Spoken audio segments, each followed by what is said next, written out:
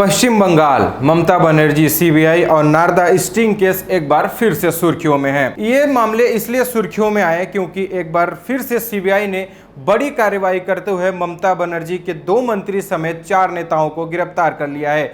दरअसल सीबीआई ने बड़ी कार्रवाई करते हुए इनके नेताओं से पहले पूछताछ की, फिर उसके बाद इन्हें गिरफ्तार कर लिया है। सीबीआई का कहना है कि इन्हें गिरफ्तार करने के बाद अब कोर्ट में पेश किया जाएगा। आपको बता दें कि इन मंत्रियों में सबसे बड़ा नाम है फिरहाद हकीम का, जिन्हें सीबीआई ने अब गिरफ्तार कर लिया है। फिरहाद हकीम के अलावा सुब्रत राय, मदन मित्रा समेत टीएमसी के कई नेताओं को सीबीआई ने छापेमारी कर गिरफ्तार किया है। आपको बताते हैं कि इन नेताओं को आखिर गिरफ्तार किया क्यों गया है। सीबीआई ने इन नेताओं को 2016 में जो एक नारदा स्टिंग केस का खुलासा हुआ था, उसके आधार पर गिरफ्तार कर रही है। इन नेताओं को पर आरोप लगे थे कि ये किसी फर्जी कंपनी को कैश लेते हुए वीडियो के सामने आए थे। कैमरे के सामने आने के बाद इन नेताओं के ऊपर लगातार कार्रवाई होनी शुरू हो गई, लेकिन इस पर राजनीति भी खूब शुरू हो गई है। जैसे ही पता चला कि सीबीआई ने इन नेताओं के ऊपर कार्रवाई कर रही है, तुरंत ममता बनर्जी भी हरकत में आ गई। ममता बनर्जी ने हरकत में आते हुए सीबीआई दफ्तर भी पहुंच गई। ममता बनर्जी सीबीआई दफ्तर पहुंच के सीबीआई ऑफिसरों से बोल रही हैं कि हमें भी गिरफ्तार करो। ममता बनर्जी के अलावा टीएमसी के कई बड़े नेता भी इसकी आलोचना करने लगे हैं। टीएमसी के कई बड़े नेता कहते हैं कि यह कार्रवाई लगातार बदले की भावना से की जा रही है। वहीं बीजेपी के लोगों का कहना है कि यह कार्रवाई किसी बदले की भावना से नहीं, बल्कि जो गरीबों का हक मार के हजम कर रहे नेता, उन पे अब सीबीआई शिकंजा कस रही है और जनता का पैसा ये जनता को वापस किया जाएगा, इसीलिए सीबीआई इन लोगों को पर शिकंजा कस रही है। ये तो हुआ आरोप प्रत्यारोप, लेकिन इसमें मुख्यमंत्री ममता बनर्जी को रोल को लेकर लोग तमाम प्रकार के प्रश्न पूछ रहे हैं। आखिर ममता बनर्जी सीबीआई ऑफिस पहुंचकर उन्होंने ऐसा क्यों कहा कि इन नेताओं से गिरफ्तार करने से पहले मुझे गिरफ्तार करो। दरअसल ऐसा पहली बार नहीं है जब ममता बनर्जी सीबीआई के सामने आई हो और यह प्रस्ताव रखी हो कि मुझे गिरफ्तार करो। आपको याद होगा कि कुछ ही समय पहले जब पश्चिम बंगाल में चुनाव हो रहे थे विधानसभा के, उस समय भी सीबीआई ने ममता बनर्जी के भाईपो यानी अभिषेक बनर्जी की पत्नी से पूछताछ करने के लिए कलकत्ता पहुंची थी और उस समय ममता बनर्जी कहीं चुनावी रैली में जा रही थी। लेकिन जैसे उन्हें पता चला कि सीबीआई अब अभिषेक बनर्जी की पत्नी रुजिरा बनर्जी से कोयला घोटाले को लेकर पूछताछ करेगी, ममता बनर्जी फौरन शांति भवन पहुंच गई। लोग ये भी कहने लगे कि जैसे ही सीबीआई की बात होती है, सीबीआई किसी से पूछताछ करने जाती है, सीबीआई किसी को समन भेजने जाती है, सीबीआई किसी को गिरफ्तार करने जाती है, उसके ठीक पहले या ठीक बाद ममता बनर्जी क्यों पहुंच जाती हैं? क्या ममता बनर्जी को कुछ ऐसा डर लगता है कि अगर इन कांडों का खुलासा हो जाएगा तो उनकी भी धज पिटेगी?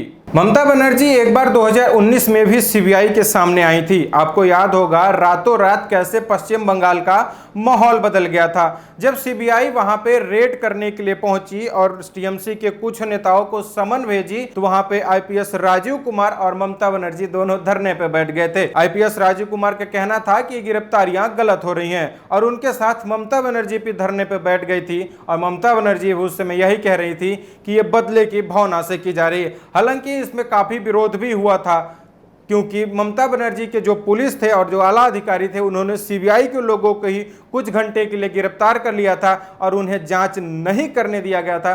बाद में सीबीआई खाली हाथ लौट आई थी। इसकी काफी फजीहत हुई थी उस समय ममता बनर्जी, क्योंकि आखिर सीबीआई को जांच करने से क्यों रोका गया। आपको बता दें कि सीबीआई एक स्वतंत्र एजेंसी है और वो लगातार इन आरोपों को जांच करने के लिए तमाम शहरों में जाया करती है, लेकिन ममता बनर्जी सीबीआई को जांच करने से लगातार रोकने के मामले में सामने आते दिखती रहती हैं। अब हम आपको बताते हैं कि गिरफ्तार हो रहे नेताओं में सबसे चर्चित नाम कौन सा है और इस नाम पे क्यों इतनी खूब राजनीति हो रही है।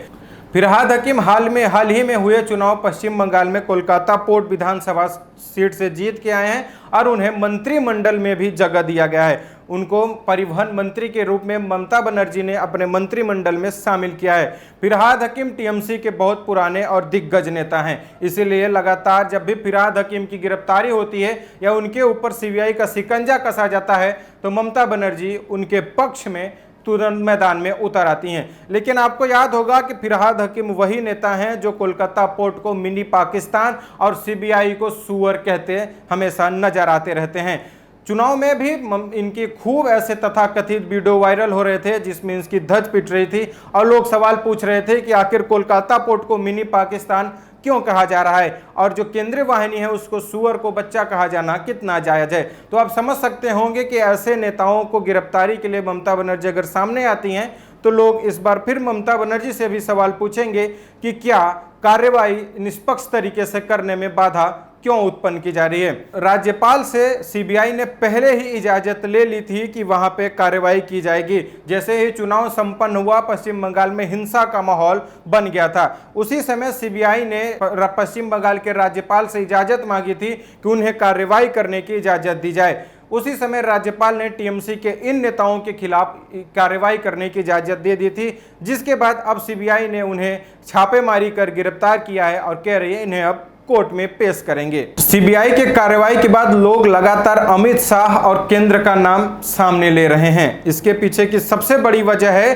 कि जैसे ही वहां पे हिंसा हुआ था, जेपी नड्डा पश्चिम बंगाल में पहुंच गए थे और लगातार अमित शाह भी पश्चिम बंगाल को लेकर अब हमेशा हरकत में रहते हैं। इसीलिए लगातार यह कहा जा रहा है कि अब अमित शाह पश्चिम बंगाल में भी बड़ा दांव खेल सकते हैं। लगातार सीबीआई पश्चिम बंगाल में शिकंजा कस रही है और जो आरोप हैं, जो घोटाले हैं, उनको पर्दाफाश करने की कोशिश कर रही हैं। इसके लिए पूरा श्रेय लोग केंद्र को और अमित शाह को दे रहे हैं। लोग ये मान रहे हैं कि अब केंद्र सरकार पश्चिम बंगाल में हुए पुराने घोटालों का पोल खोल कर ही रहेगी, इसीलिए इसमें अब सीबीआई भी जुट गई है। अब देखना यह होता है कि सीबीआई निष्पक्ष तरीके से कितना काम कर पाती है, कौन से नेताओं की गिरफ्तारी हो पाती है और किन घोटालों की पोल खोल पाती है। ये तो भविष्य का विषय है, ये देखने की बात होगी और जनता के सामने आएगी। आज के वीडियो में फिलहाल इतना ही। वीडियो देखने के लिए आपका बहुत शुक्रिया।